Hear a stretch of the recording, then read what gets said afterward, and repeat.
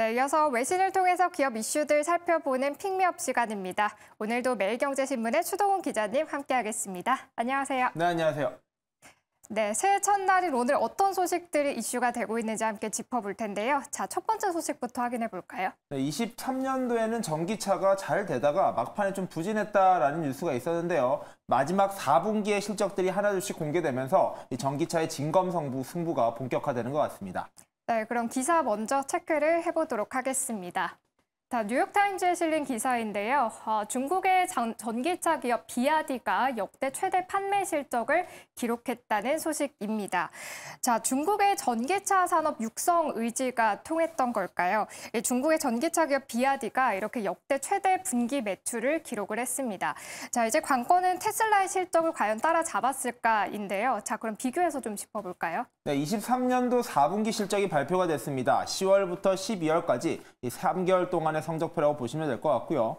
1월 1일 날 비아디가 실적 발표를 했었고요. 바로 직전입니다. 2일 오전에 바로 테슬라의 실적이 나왔습니다.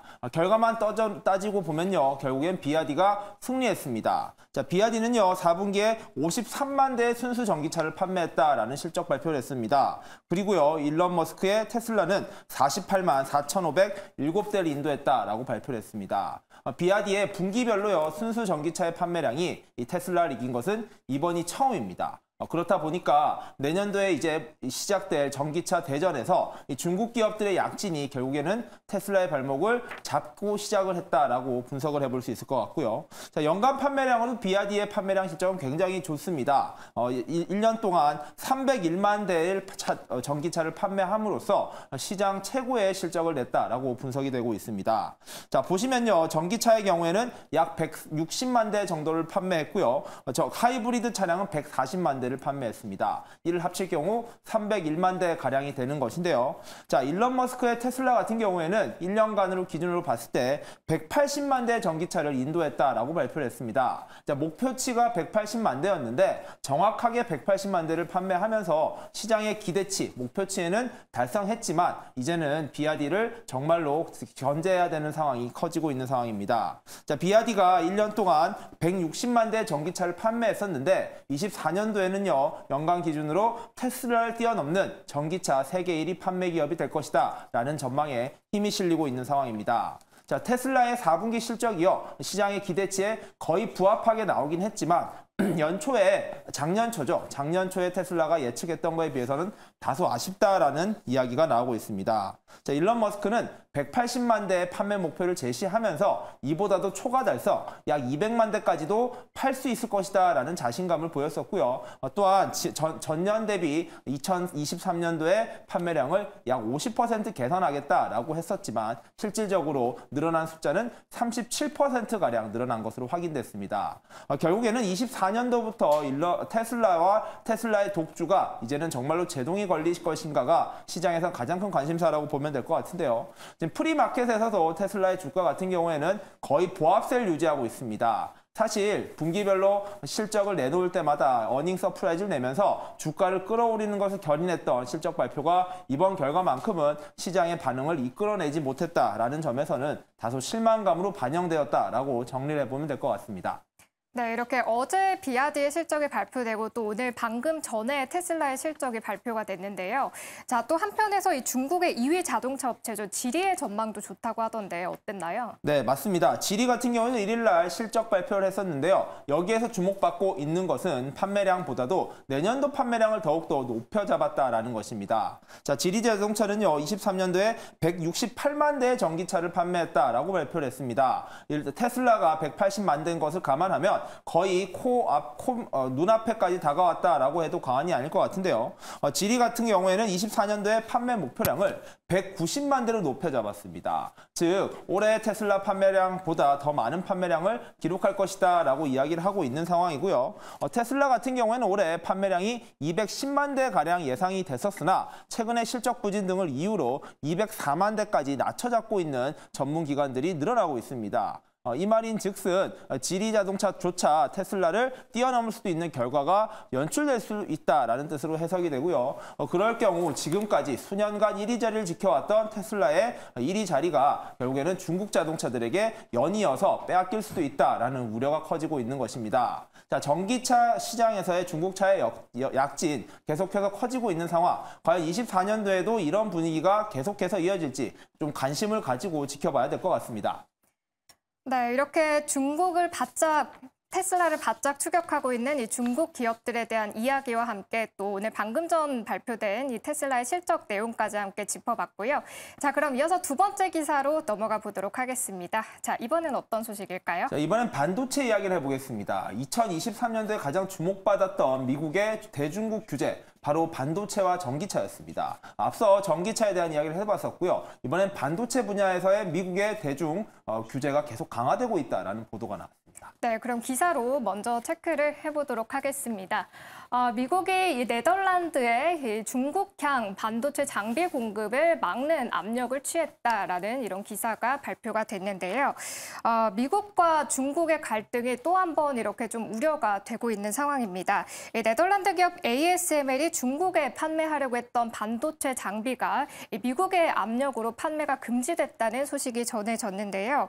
아직 수출 금지 조치가 발효 전인 상황인 만큼이나 이 중국에서는 횡포다 뭐 이런 이야기도 나오고 있습니다. 좀 자세하게 체크해 볼까요? 네, 갑작스러운 뉴스가 발표됐습니다. 사실 미국과 중국 간의 갈등 관계는 24년도에도 강화되었다, 약화되었다를 반복해 왔습니다. 자, 새해가 밝다 보니까 이 미중 관계가 좀 나아지지 않을까라는 기대감이 힘이 실렸었는데요. 해가 밝자마자 미국이 대중 규제를 강화하는 움직임을 보이고 있습니다. 윤석열 대통령도 최근에 방문을 해서요. 여러 가지 협약을 맺었던 국가입니다. 네덜란드고요. 이 국가를 대표하는 반도체 장비 업체 ASML이 있습니다. 여기에서는 최첨단 반도체 생산 장비들을 만드는 기업이고요. 여기에서 중국으로 수출하기 위해서 세 종의 장비를 만들었고요. 이번 달에 발송을 할 예정이었습니다. 그런데 새해가 밝자마자 미국 측에서 이 장비들을 중국에 반출하는 것을 금지한다라는 것을 네덜란드에 통보했다라고 이야기가 나왔습니다. 사실 이 장비에 대한 수출 규제는 이전부터 이루어졌었는데요. 이 기간을 조금 유예하겠다라는 것이 미국 정부의 입장이었습니다. 네덜란드 같은 경우에는 이 부분을 믿고 ASML의 장비를 수출하도록 허락을 했었는데요. 갑작스럽게 미국 정부가 중국의 반출을 금지하겠다라는 통보를 해오면서 ASML의 입장이 굉장히 난처해졌다라는 분석이 나오고 있습니다. 자, 문제는 지금부터 시작입니다. 미국의 중국에 대한 규제는 계속해서 강화되어 왔었고 그것을 중간에 유예를 하거나 보류를 하는 등의 방법을 통해서 힘 조절을 해왔었습니다. 하지만 새해부터 미국이 중국에 대한 압박을 강화하는 모습을 보인다는 점, 아마 올해도 미중 관계가 쉽지 않다라는 점을 체크해 보셔야 될 것 같습니다. 네, 이렇게 두 번째 기사로 ASML의 중국 반도체 장비 수출 금지 소식까지 체크를 해봤고요. 자, 그럼 이어서 마지막 기사로 넘어가 보도록 하겠습니다. 자, 세 번째 기사인데요. 어떤 내용일까요? 23년도에 제약업계에서는 새로운 미래 먹거리를 발굴하는 것이 굉장히 중요한 이슈였습니다. 그 반대로요, 이 코로나를 어떻게 대응하느냐, 엔데믹에 대처하는 제약사들의 어려움도 커지고 있었는데요. 그 비용이 만만치 않다라는 뉴스가 나왔습니다. 네, 그럼 기사 먼저 체크를 좀 해볼까요? 자, 파이낸셜 타임즈에 나온 기사인데요. 이 만료된 화이자의 코로나 치료제로 유럽에서 22억 원의 손실이 발생했다라는 기사가 나왔습니다. 사실 요즘은 코로나 걱정이나 좀 생각을 하지 않고 지내고 있는 상황이죠.